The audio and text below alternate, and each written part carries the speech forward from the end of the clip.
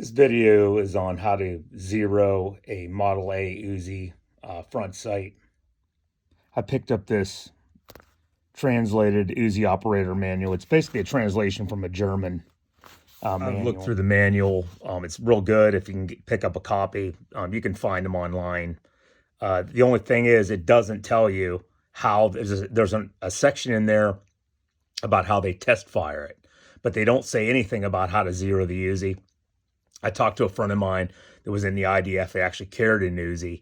They never really, from what he told me, I may be wrong, but from what he told me, they didn't zero them. They were zeroed either at the factory or by an armor, and then they just issued them to the soldier.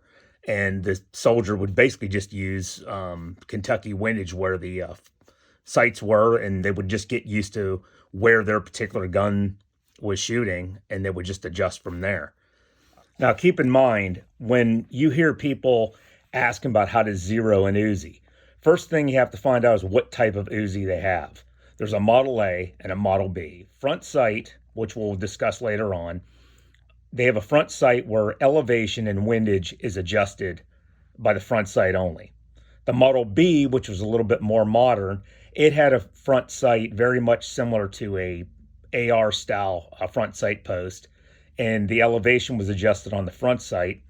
The rear sight adjusted windage on the side. You would need a special, it looks like a fork type key that you put in to adjust the windage.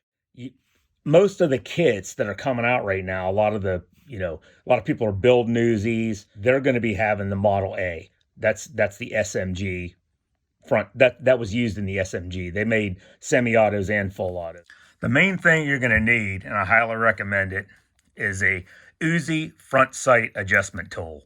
You're going to see there's two main types.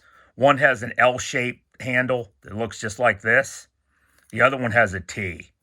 Okay, you can also use these. It makes the installation, if you are building an UZI, it makes the installation of the front sight a lot easier. The front sight adjustment tool is two keys in one. One key serves to loosen up the locking nut, this part right here.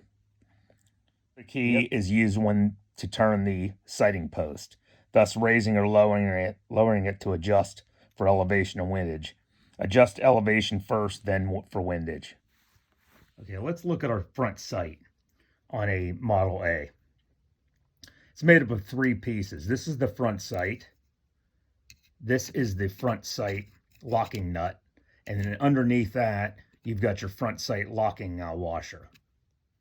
If you notice this back piece right here, this part right, this flat piece right here, this will be used down the road for windage adjustment. All right, the first thing you're going to do, if you're going to zero it, whatever distance you pick, 25 yards, 50, or 100 yards, or in meters.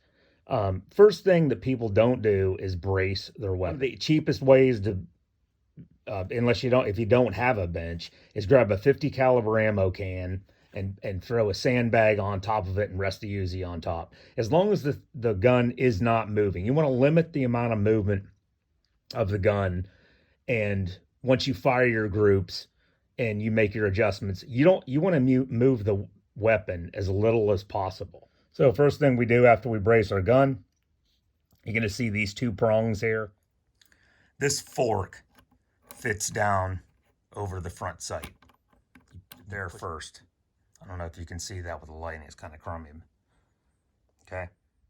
Once you have that key over the front sight, if you notice right here, these two slots, there's one on that side, one on the other side. There's a channel right here and right here. Those slots fit into the locking nut. Push this down. Put this key over the front sight and then turn it.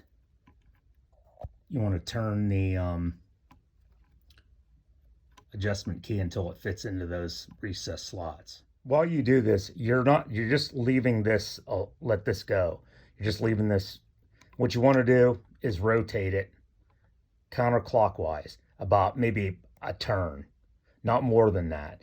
because what that does is locks the front sight post down. But you want to be able to move that to be able to turn this with this T-shaped handle to make your elevation adjustments and your windage later on. You're going to rotate the outer key 2 or 3 turns. So what that's going to do is it's going to loosen the locking nut so your front sight is able to be moved by the inner key. Then what you'll want to do is whatever your zero distance is, 25, 50, or 100. Now the calculations that I have are based on 100-yard zero. So what's going to happen is I will fire 3 to 5 rounds on my target. Check my target, come back to the gun, and what will happen is 1/2, I'm going to hold this down. I would hold this down with my right hand and turn this. I will turn the T-shaped handle a 1/2 turn clockwise or counterclockwise. Will move the impact approximately 1.5 inches. That's at 100 yards. It's going to be a little, your adjustments are going to have to be a little, not as much for a 25 or a 50-yard zero. So keep that in mind. One full complete turn, one rotation counterclockwise or clockwise, it's going to move it about 3 inches. Move your group 3 inches in elevation at 100 yards. So if I have a group that's low, I would want to turn my T-shaped handle clockwise about a 1/2 turn. I can't do it on here because I need 2 hands. I need one hand to hold the outer key while I turn the upper key. I'm trying to film as well. So what you would want to do is turn it. If you turn the handle clockwise, it's going to raise your group approximately 1.5 inches at 100 yards. Opposite, if I want to lower my group or my point of impact, if I turn it counterclockwise a 1/2 turn, it's going to lower my group on the target 1.5 inches at 100 yards. Now, once you get done with your elevation, if you don't need to make any windage adjustments, then what you're going to do is put the sight back on, put the outer key, and tighten up the locking nut. And that's going to pretty much lock your zero in. If you've got to do any type of windage adjustments, you'll place the tool back on. You just want to move it about 1/4 of a turn. Clockwise is for your correction to the right.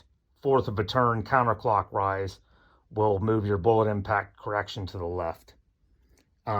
You don't need to mess with the windage a whole lot, because if you overdo it, you're going to end up, if you overturn it, you're going to end up messing your elevation up again. Once you get done zeroing and the gun shooting the way you want, you put the tool back on and retighten up the locking nut, and that'll lock your zero in place.